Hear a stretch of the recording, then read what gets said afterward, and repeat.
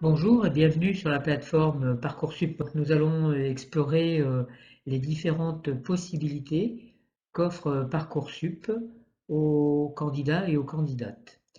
Alors, Parcoursup, c'est une plateforme qui offre des outils pour optimiser ses choix d'orientation, un certain nombre de guides, un certain nombre de chats, des MOOC, différents sites internet qui peuvent vous aider dans la construction de votre projet. On en reparlera tout de suite après. On vous présentera également le calendrier avec les différentes étapes et les différentes procédures de Parcoursup, même si on a déjà bien entamé à cette époque le calendrier. Une troisième phase concernera les modalités pour candidater sur Parcoursup, comment on se préinscrit, comment on formule ses vœux, comment on finalise ses vœux, comment on remplit son dossier. Et la dernière partie concernera le financement des études et les recherches éventuelles de logement pour votre future vie d'étudiant ou d'étudiante. Alors Parcoursup vous offre la possibilité de vous connecter à d'autres plateformes, hein, donc comme celle développée par l'ONICEP qui s'intitule Terminal 2020-2021, qui est un outil vraiment indispensable pour la constitution de son projet d'orientation, son projet personnel. Parce qu'en 5 étapes, on vous permet d'explorer les différentes possibilités qui s'offrent à vous, on vous permet de découvrir les différents parcours, les différentes formations, le contenu de ces formations également. Vous pouvez également donc essayer d'apparier les formations avec vos centres d'intérêt et voir quelles seraient les formations les plus adaptées à votre projet ou à vos projets en fonction de votre personnalité professionnelle. Vous aurez également des contacts qui vous seront proposés avec différents professionnels qui peuvent vous accompagner dans la construction de votre projet. Ça peut être les psychologues d'éducation nationale, vos professeurs principaux et d'autres partenaires au sein des universités ou des écoles spécialisées ou des lycées qui offriront des formations l'année prochaine sur Parcoursup. La dernière étape, la cinquième, vous permettra de vraiment entrevoir déjà ce que va être votre future vie d'étudiant ou d'étudiante au travers d'un certain nombre d'éléments sur le financement des études, sur la vie étudiante au quotidien, sur comment on s'organise et quelle méthode de travail on doit adopter quand on est dans l'enseignement supérieur. Parcoursup, c'est un calendrier aussi, hein, donc calendrier qui a déjà bien commencé, puisque vous voyez que la première étape a débuté au mois de novembre 2020 et puis s'est achevée très récemment, hein, donc le 21 janvier dernier. Et c'était une phase qui était une phase d'exploration des différentes formations.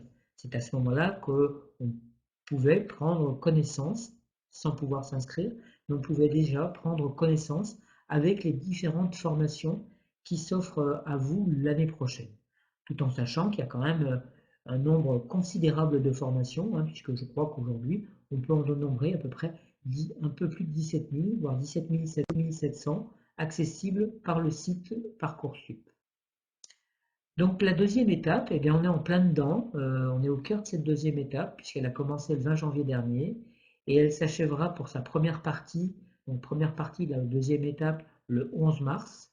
C'est une période où vous vous inscrivez sur Parcoursup, donc vous constituez votre dossier, avec un numéro qui est un numéro magique, qui est l'INE, l'identifiant national élève, qui va vous permettre, grâce à ce numéro et à vos dates de naissance, de voir une grosse partie du dossier Parcoursup déjà pré-rempli, en fonction d'un certain nombre d'éléments qui sont mis à disposition par vos établissements d'origine.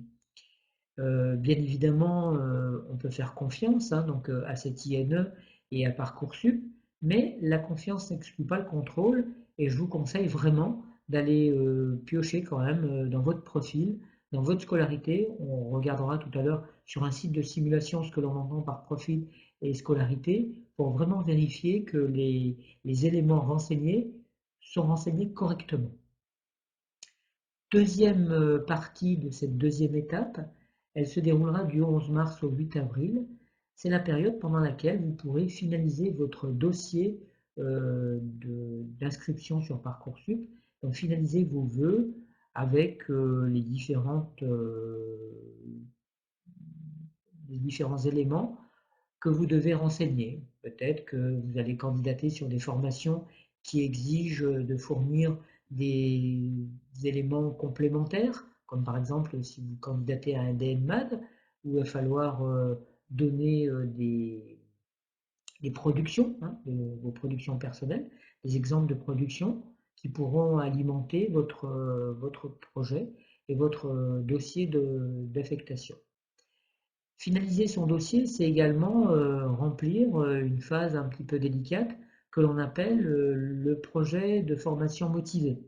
Ça s'apparente à une lettre de motivation, en gros, qui s'appuie sur les compétences et les attendus des formations que vous envisagez l'année prochaine. Et on va mettre en relation ces compétences et ces attendus avec votre profil et avec votre projet professionnel. Voilà, donc ça c'est la phase qui s'achèvera le 8 avril 2021. Vous apercevrez que la phase numéro 3, hein, donc la troisième étape de Parcoursup, commencera un petit peu plus tard. Il va y avoir une interruption entre le 8 avril et le 27 mai, date de démarrage de la troisième étape, parce que c'est une étape pendant laquelle les commissions d'examen des vœux ou les établissements qui vont vous accueillir éventuellement l'année prochaine vont examiner vos vœux et puis ça leur permettra de formuler des réponses aux candidatures que vous avez renseignées sur Parcoursup. Cette troisième étape, elle se déroule du 27 mai jusqu'au 16 juillet, c'est-à-dire que dans cet intervalle de temps, vous allez recevoir des réponses de la part des organismes de formation, des établissements qui seraient susceptibles de vous accueillir l'an prochain.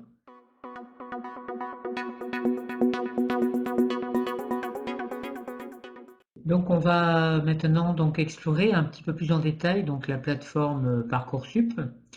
Alors donc là nous nous sommes inscrits donc sur un site de simulation mais qui est tout à fait comparable au vôtre et vous retrouverez exactement les mêmes fonctionnalités lors de cette phase de simulation. Donc vous verrez que le CIO tiers hein, donc ici c'est inscrit.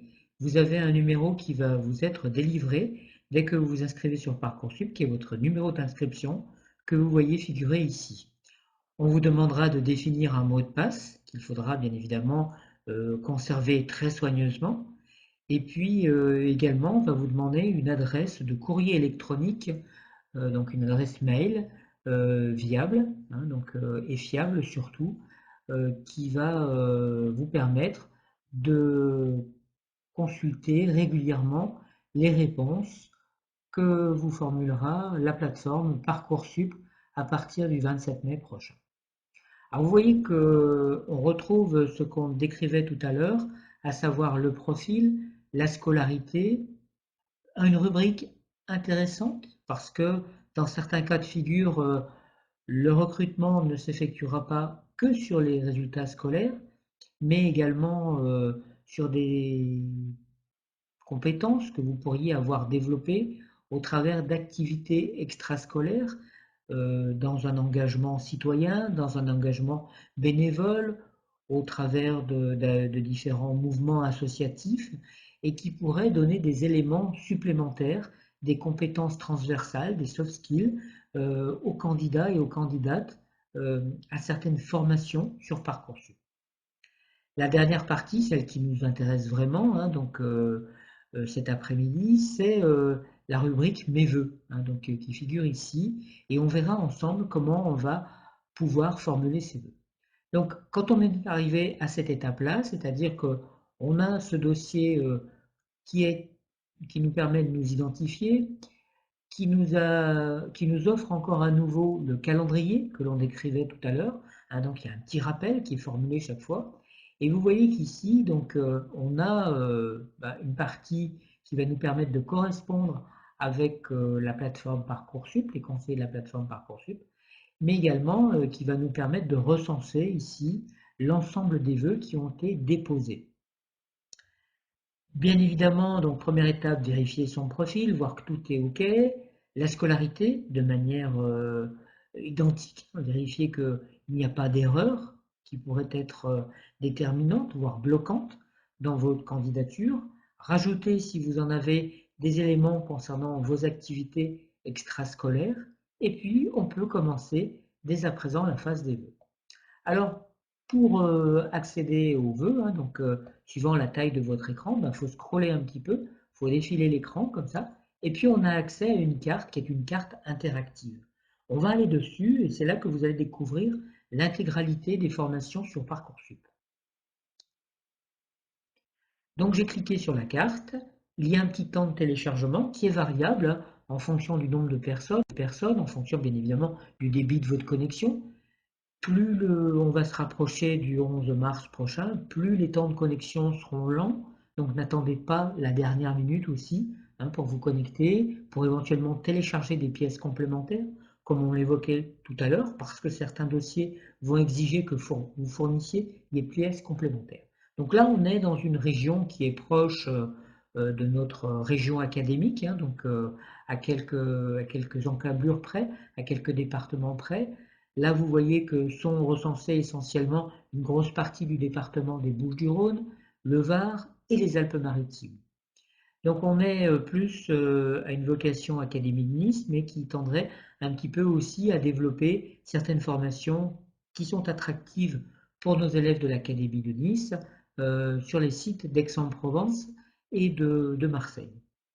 Alors, vous avez ici pour l'instant hein, un chiffre qui est intéressant, qui vous montre l'ensemble des formations proposées dans ce périmètre géographique que nous avons défini préalablement, pour voir un petit peu ce qu'il y avait d'offert à nos élèves et ce qui nous était offert en quelque sorte au travers de la carte des formations Parcoursup. Donc vous voyez que dans ce périmètre géographique quand même relativement restreint, eh bien la densité de formation est quand même relativement importante, puisqu'on a presque 1000 formations qui seraient offertes aux élèves des classes de terminale ou aux étudiants en réorientation.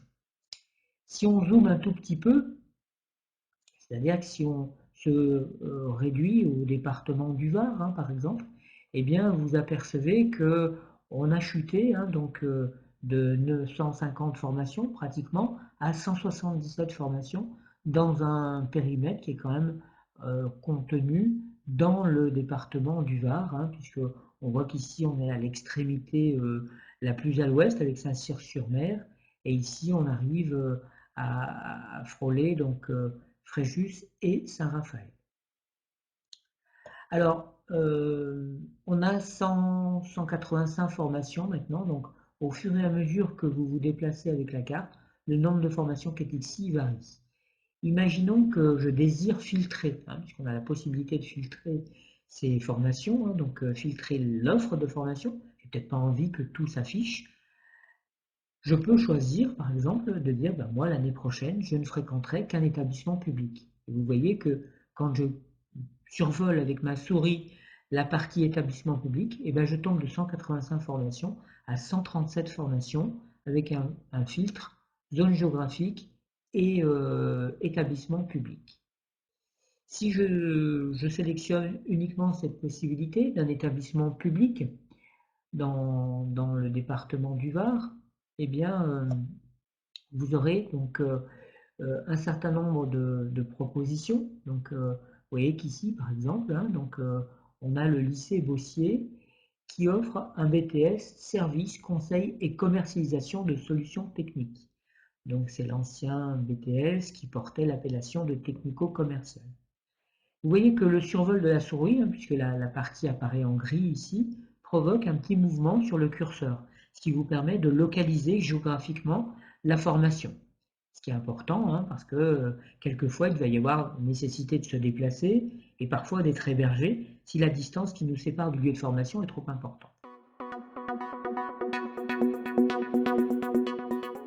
Donc voilà, si on fait un zoom sur le lycée Bossier et le BTS Service, Conseil et Commercialisation de solutions techniques, eh bien, on a un certain nombre d'éléments statistiques intéressants.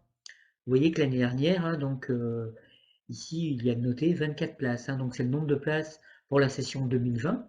Et vous voyez quand même que le taux d'accès était quand même relativement important, puisque 33% des candidats ont été retenus. C'est-à-dire qu'un tiers du nombre de candidats sur cette formation a été retenu au niveau de la phase principale d'admission sur Parcoursup.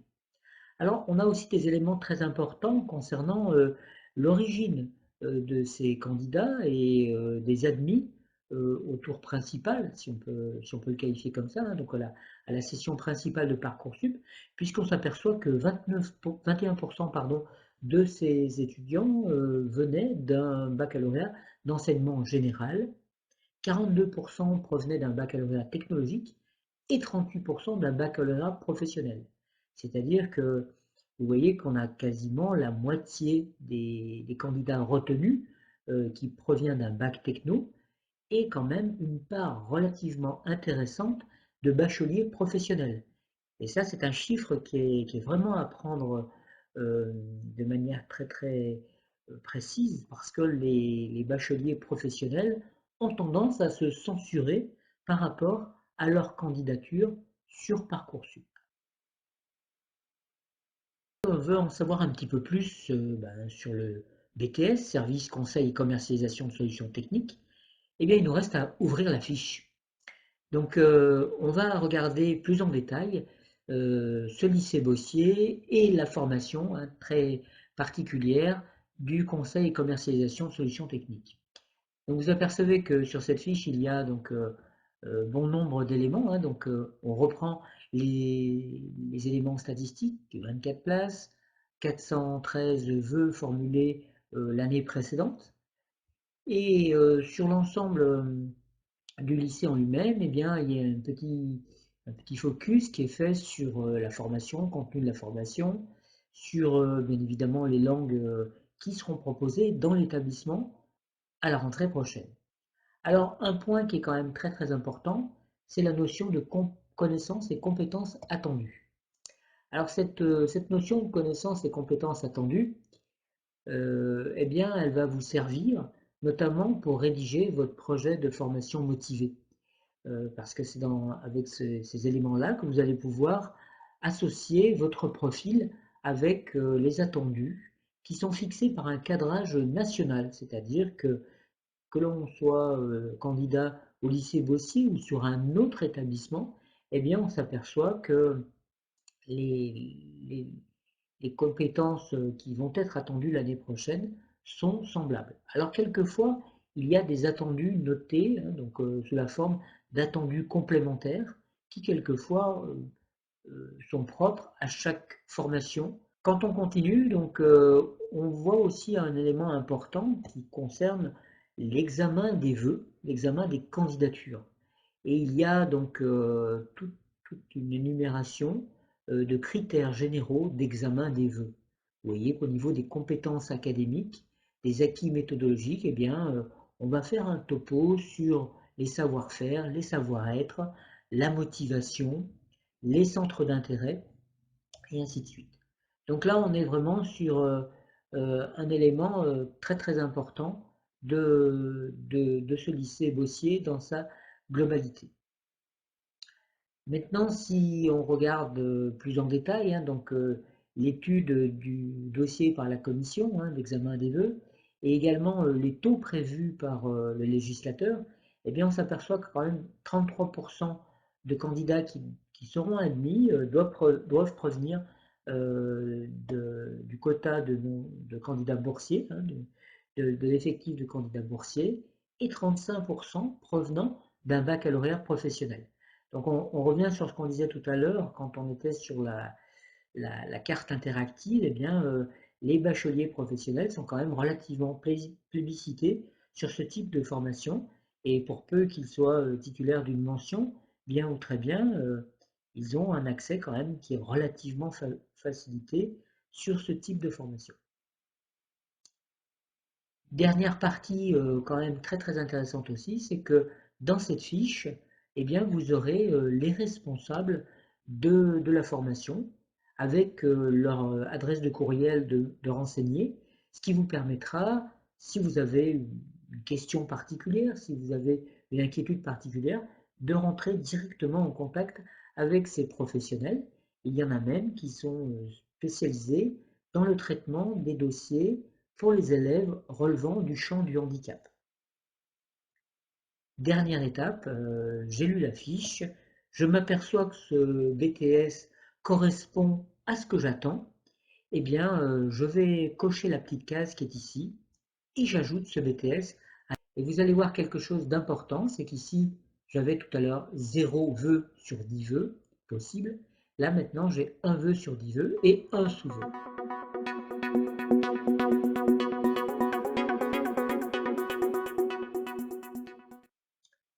Alors, on va revenir plus en détail sur cette notion de sous-vœu, parce que quelquefois, elle suscite des inquiétudes, elle suscite des interrogations. Donc là, j'ai choisi un BTS qui est un BTS un peu particulier, qui est le BTS Services et Conseils et Commercialisation de solutions techniques. Euh, pour aborder la notion de sous-vœu, on va retourner sur la carte interactive et je vais rechercher le même intitulé de BTS. C'est-à-dire que là, j'ai mis dans la boîte de dialogue le terme de conseil. Et vous voyez que ce BTS Service, Conseil et Commercialisation de Solutions Techniques apparaît aussi dans d'autres établissements que le lycée Bossier. Donc, à Léon Blum, il est en apprentissage, donc il ne correspond pas trop à ce que je recherche, parce que moi, je recherche une formation à temps plein. Mais je m'aperçois qu'au lycée du Val d'Argent, au MUI, hein, donc vous voyez, pas très loin de là où je réside, par exemple, eh bien, je m'aperçois qu'il y a exactement le même BTS euh, à temps plein à l'école. Donc, je vais regarder à nouveau la fiche. Je vais m'apercevoir que cette fiche, eh bien, elle correspond pratiquement à celle que j'ai vue tout à l'heure, mis à part que le nombre de candidatures est quand même relativement plus faible. Rappelez-vous, tout à l'heure, on avait bien plus de 400 formations, 400 vœux formulés par les élèves sur cette formation. Là, on tombe sur 183 vœux. Alors, bien évidemment, vous me direz, le nombre de places est inférieur. Oui, il est inférieur de moitié, mais on a quand même bien moins de la moitié de candidats sur cette formation. Donc ça veut peut-être dire que stratégiquement, c'est peut-être moins compliqué d'obtenir et d'être infecté au lycée du Val d'Argent qu'au lycée Bossier. Enfin, tout ça, c'est des statistiques de l'an dernier. Il n'est pas dit qu'il ne faut pas prendre ça comme étant un modèle, et il n'est pas dit que cette année, les choses se déroulent de la même manière.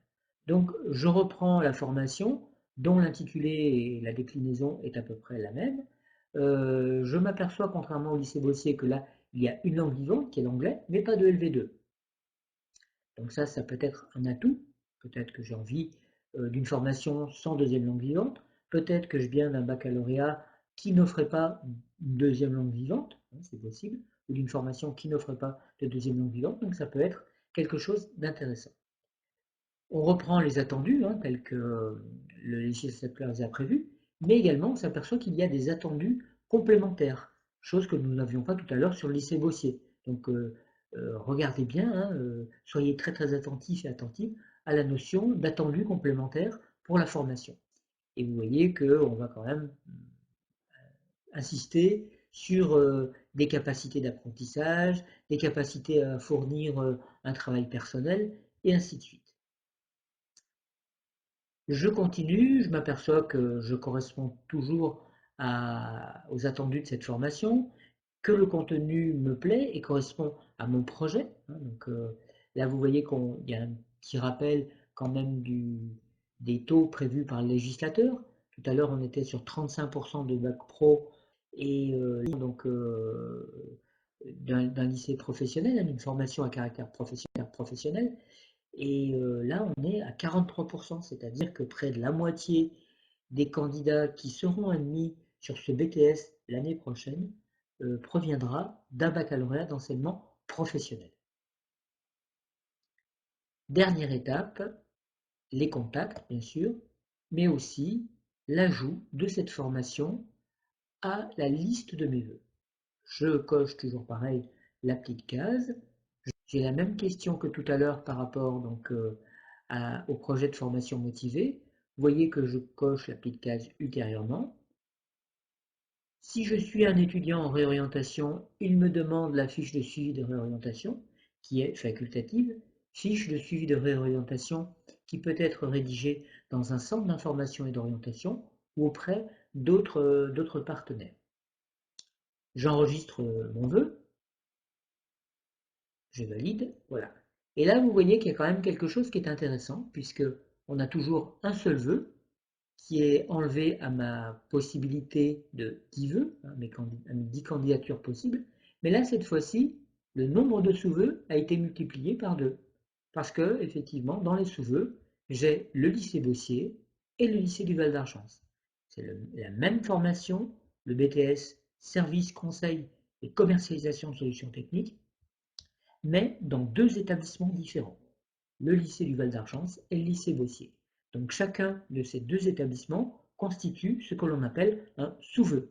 Le vœu, c'est un vœu multiple, qui est le BTS Service, Conseil et Commercialisation de solutions techniques. Les deux établissements représentent, eux, des sous-vœux.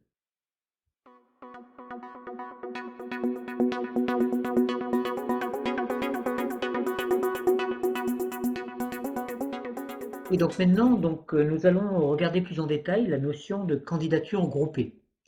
Alors nous allons regarder une formation en particulier qui répond à cette logique de candidature groupée ou de regroupement de candidatures. Nous allons taper dans la boîte de dialogue qui est ici, infirmier. On s'aperçoit donc que sur le département du Var, à proximité de Toulon notamment, il y a une école qui s'appelle l'IFPVPS et qui est recensée ici sous la forme d'IFSI Varois de la Garde. Je regarde comme tout à l'heure donc la fiche, mais avant quand même je vais regarder les statistiques parce que vous vous apercevez que le nombre de bacheliers professionnels, contrairement au BTS, est quand même relativement plus discret. La majorité des candidats et des candidates proviennent d'un baccalauréat d'enseignement général et le taux d'accès quand même est relativement faible. À peu près un élève sur 10, une candidature sur 10 a été retenue. Donc on pourra regarder les chiffres plus en détail de l'année dernière, notamment quand on va ouvrir la fiche, vous verrez que le taux de candidature est quand même relativement impressionnant. Voilà, donc la fiche de l'IFPVPS s'ouvre et vous apercevez que l'année dernière, il y a eu 3840 candidatures. Rappelez-vous, tout à l'heure, on regardait le BTS conseil sur le lycée du Val-d'Argence où on avait 182 candidatures. Donc vous voyez que quand même, les candidatures d'infirmiers ou des d'infirmiers sont quand même relativement euh, assez massivement choisis par les bacheliers, les néo-bacheliers. Et donc, on a une concurrence qui est quand même relativement accrue, puisque seulement 95 places sont proposées. Alors, comme pour les autres formations, bien évidemment, on va avoir des éléments concernant cette formation. Donc, le descriptif de la formation, euh, les coordonnées de l'établissement, toujours pareil, cette notion de connaissance et de compétences attendues. Donc là, c'est particulièrement important, parce que vous avez vu le taux de concurrence, donc le taux de pression qu'il y a sur cette formation. Il ne va pas falloir se rater par rapport à la rédaction de son projet motivé de formation. Il va falloir également que la fiche à venir soit quand même relativement dithyrambique par rapport à votre parcours scolaire. Mais il y a également des éléments importants qui rentrent en ligne de compte, et c'est notamment toutes les activités que vous pourriez avoir dans le champ extrascolaire. Rappelez-vous, tout à l'heure, nous parlions d'un onglet dans Parcoursup qui s'appelle Activités et centres d'intérêt. Une partie donc de Parcoursup que vous pouvez renseigner par rapport à des activités que vous pourriez avoir en extrascolaire, des activités à caractère bénévole, à caractère social, un investissement important dans le parcours citoyen, dans le champ associatif. Donc tous les éléments qui pourraient éventuellement concourir à démarquer votre candidature par rapport à celle de vos camarades par rapport à votre activité extrascolaire. Donc, on continue donc l'exploration au niveau de cette fiche. Donc, tous ces éléments-là sont très importants à lire, puisque vous voyez qu'il y a quand même des compétences particulières à avoir, notamment pour un DE infirmier, des aptitudes euh, au niveau de l'expression écrite et orale, d'avoir quand même une démarche scientifique, une maîtrise quand même relativement intéressante les bases de l'arithmétique, hein. Sachez que les infirmiers et les infirmières se livrent très régulièrement à des calculs de doses, à des calculs un petit peu compliqués. Donc, il est nécessaire quand même d'être à l'aise avec les bases de l'arithmétique. Bien évidemment, on va s'orienter vers un métier à caractère humain, à caractère social, donc des qualités humaines, des capacités relationnelles sont quand même relativement attendues. Et c'est là que la notion d'activité et de centre d'intérêt extrascolaire prend tout son sens. On descend, donc on s'aperçoit que là, le taux de boursier qui est attendu est quand même beaucoup plus faible que dans les deux formations précédentes. Je continue donc mon exploration, je retrouve le nom des responsables pédagogiques, hein, de la responsable pédagogique de cette formation sur la garde, que je peux éventuellement contacter par courrier électronique. Je m'aperçois que ça correspond aussi à mes centres d'intérêt, hein, je suis un peu multiple, hein, donc multicarte.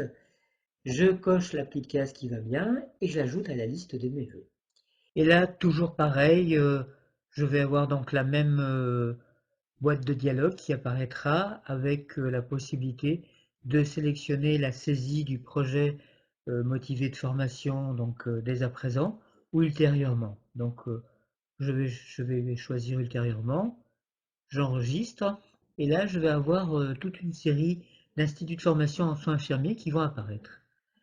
Donc on va toutes les cocher, ces formations, ces lieux de formation, ce que l'on appelle le regroupement des instituts en soins infirmiers de l'université de Nice. Voilà, j'enregistre et là vous apercevez donc que je suis bien effectivement sur un regroupement qu'on intitule un regroupement d'IFSI de l'université de Nice Sophia Antipolis. Donc j'ai sélectionné, même si je n'ai recherché sur la carte interactive qu'un seul établissement, celui de Toulon, et bien là j'ai pu sélectionner après donc l'ensemble des instituts de formation en soins infirmiers de l'ensemble de l'Académie de Nice. Ils sont tous maintenant dans ma liste de vœux, hein, donc vous voyez qu'en dessous on retrouve le BTS Services et conseils en commercialisation de solutions techniques, hein, donc avec les deux vœux que j'ai formulés, donc au Val d'Argence et à Bossier, et là l'ensemble des formations en soins infirmiers. Si je regarde plus en détail, quel impact ça va avoir eu sur ma liste de vœux, eh bien donc je remonte ici sur la petite boîte de dialogue et vous apercevez que je suis toujours à deux vœux et deux sous-vœux. Les deux sous-vœux, c'est les deux BTS qu'on avait sélectionnés tout à l'heure. Et les deux vœux eh bien, représentent le BTS Conseil, Bossier et Val d'Argence, et l'ensemble des 10 instituts de formation en soins infirmiers de l'université de Nice Sophia Antipolis, qui sont sous la forme d'un seul vœu par rapport à un regroupement académique. Donc voilà, là vous avez deux particularités, à la fois la notion de vœu et de sous-vœu, et la notion de regroupement de candidatures.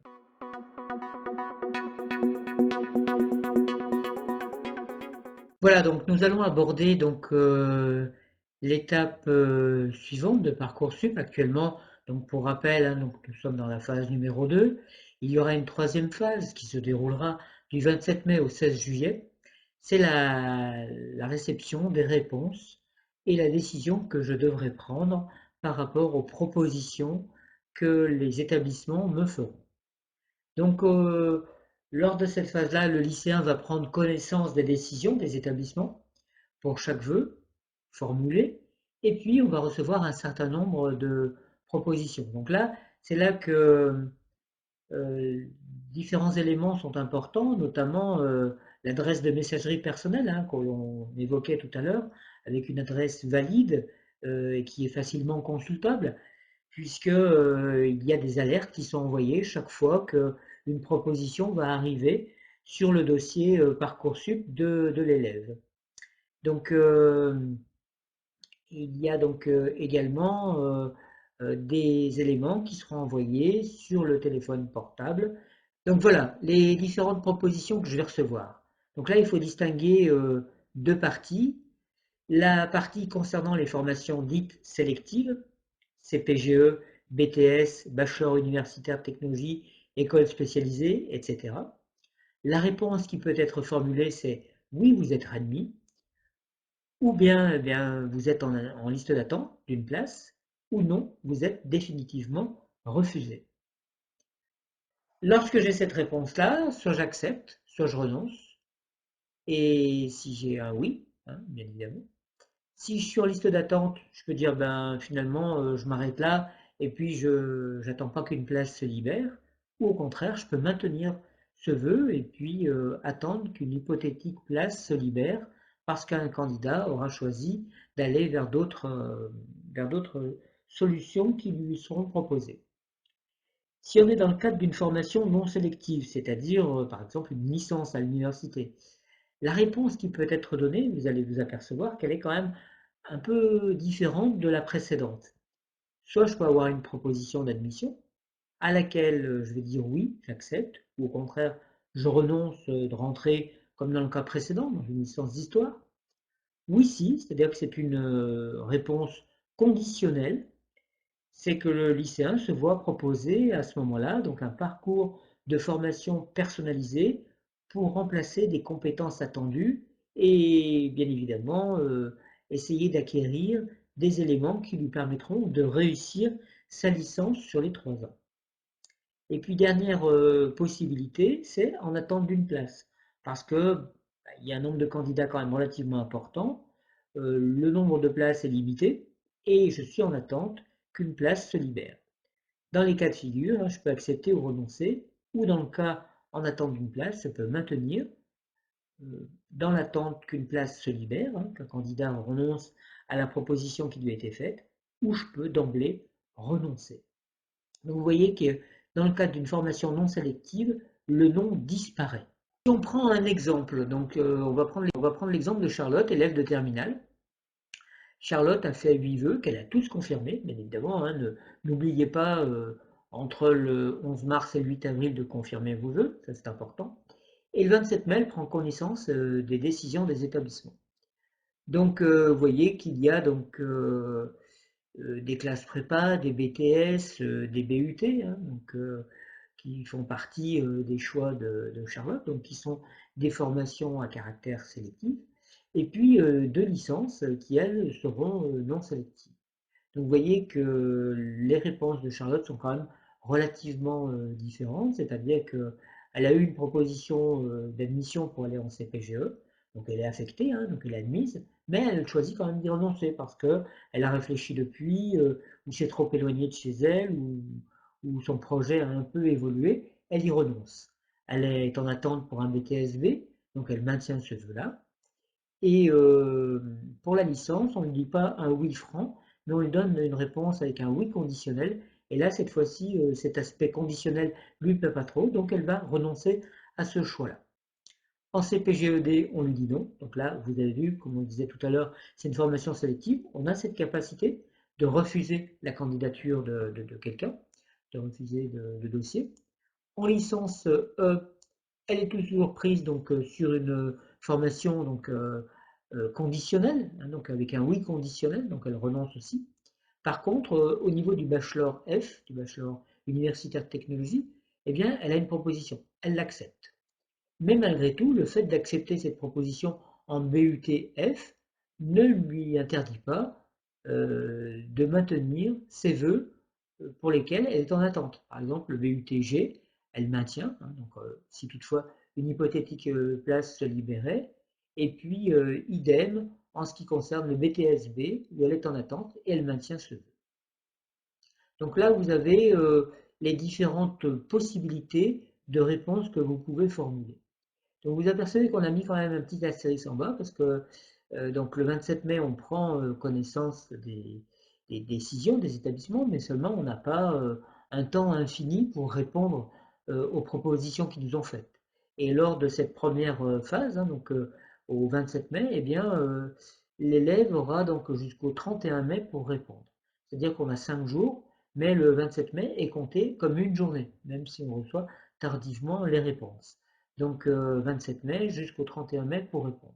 Passé ce délai-là, si je n'ai pas répondu, si je n'ai pas dit je renonce, je maintiens ou j'accepte, et bien là, cette fois-ci, toutes les propositions d'orientation qui m'auront été faites vont être supprimées et je vais perdre tout le bénéfice de mes candidatures et du travail que j'ai réalisé, notamment au niveau du rédactionnel par rapport à mes projets de formation motivée. Donc les choses peuvent évoluer aussi très rapidement, hein, puisque vous voyez que là nous sommes le 28 mai par exemple, et Charlotte va recevoir une nouvelle proposition.